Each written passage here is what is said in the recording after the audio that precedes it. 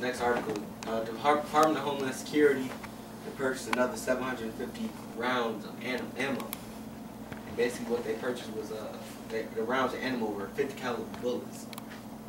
And basically what are they planning to shoot? They ain't buy no bullets for nothing, no reason. They're going through a bunch of military drills and things like that. This is an InfoWars document with Alan Jones. Fears that federal authorities are preparing for mass civil unrest have increased after it was revealed that the Department of Homeland Security is planning to buy a further 750 million rounds of ammo in addition to the 450 million rounds of hollow point bullets already purchased earlier this year. So basically they have 357 mag rounds that are able to penetrate through walls. So basically, your government is through playing with y'all. Instead of just passing legislation and getting towards martial law, they're actually preparing and getting the weaponry ready so they can just go to town. Right. This Isaiah 19:1. The burden of Egypt. Behold, the Lord rideth upon a swift cloud, and shall come into Egypt, and the idols of Egypt shall be moved, and at his presence, and the heart of Egypt shall melt in the midst of it. And I will set the Egyptians against the Egyptians, and they shall fight every one his brother, and every one against his neighbor, city against city, and kingdom against kingdom. Right, and that's your race riots. And the spirit of Egypt shall fail in the midst thereof, and I will destroy the counsel thereof, and they shall seek to their idols, and to the charmers, and to them that have familiar spirits, and to the wizards. Their council was they so-called set up government that they got in all the cities. All that's going to be destroyed. So it's going to be civil unrest. Because like the scripture say, a man shall desire to go into a city and shall not be able. That's why they bought all them goddamn rounds of ammo. So 750 million. They know that riot's coming. Yeah.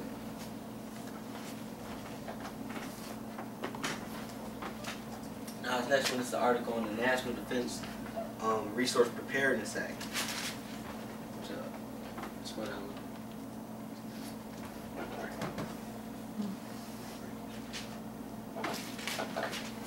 President Obama has authorized the government to take just about whatever it needs in the name of national defense. It is an executive order appropriately called National Defense Resource Preparedness. This allows members of Obama's cabinet to take resources such as livestock, water, fuel, farm equipment, vehicles, planes, boats, food, and just about anything the government thinks it needs for defense preparedness. So basically what this executive order did was it gave Obama the power to give the congressman and his whole administration different powers that can take away your rights. It can take away anything that you have in the so-called national emergency.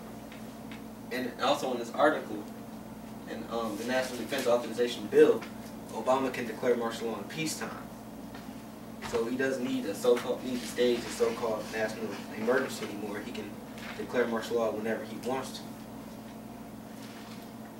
And when that happens, everything is going to be locked down. All the cities, all the stores, all the food, and anything they see fit that needs to be taken for their so-called defense preparedness is going to be confiscated.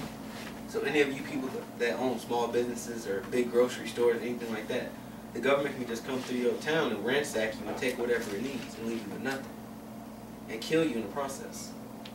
Because under the NDAA, they can detain you or they can even shoot you on sight without needing a warrant or anything. Alright. This second Ezra 16 and 40. O my people, hear my voice. Make you ready to the battle. And in those evils be even as pilgrims upon the earth. He that selleth, let him be as he that fleeth away, and he that buyeth as one that will lose. He that occupieth merchandise, as he that has no profit by it, and he that buildeth, as he that shall not dwell therein. He that soweth, as if he shall not reap, so also he that planteth the vineyard as he that shall not gather the grapes. That, yep, yep. They that marry as they that shall get no children, and they that marry not as the widows. And therefore they that labor, labor in vain. For a stranger shall reap their fruit, and spoil their goods, overthrow their houses, and take their children's captives. And in captivity and famine shall they get children. So you niggas going into slavery, and y'all gonna be having kids. And they that occupy their merchandise with robbers, and more they deck their cities, their homes, their possessions, and their own person, the more will I be angry with them for their sins, saith the Lord. So that's a cutoff. That's talking about Esau and how he set this whole world up with him decking his crib. So because of that last thing, you get all the first ones. Kids going to captivity, all you Americans, your African Americans, your Caucasian Americans, your Chinese Americans, everybody. Your house is going to be spoiled, everything. But you see, he said, start off, oh my people, the blacks, Latins, Native Americans. Y'all the ones, watch out for this. Because this is going to happen. So basically your mentality should be A pilgrim on earth. right. The Lord said be dead to the world, basically. Move around. Those that gave you a list. Those of you who have merchandise, act like you ain't got them. Those of you who buying shit and planting a vineyard or a business, act like you ain't gonna reap nothing from that motherfucker. So when they come and spoil that shit, you don't get the crime. I got Isaiah 59:19, and it says, in respect to the one about the bullets, and basically getting ready. It says, so shall they fear the name of the Lord from the west, and his glory from the rising of the sun. When the enemy shall come in like a flood, the Spirit of the Lord shall lift up his standard against him. Alright, so Esau gonna come in like a flood. That's why he racking up on bullets. That's why the domestic police is paramilitarizing, and they're getting all that equipment from the military. That's why they got armored trucks and stuff like that.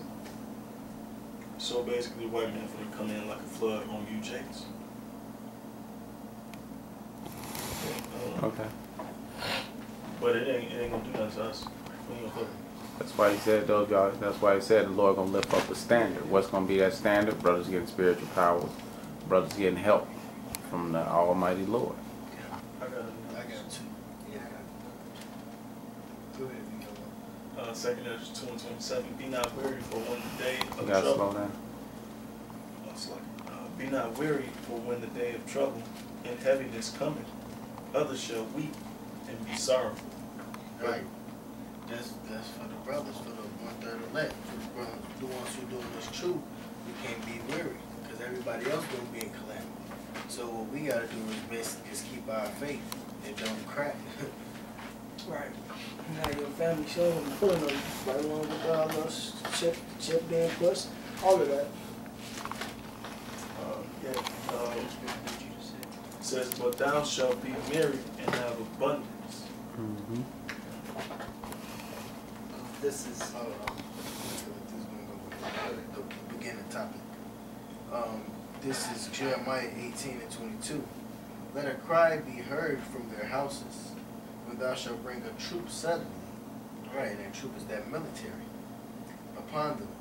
For they have digged a pit to take me, and hid snares for my feet. right.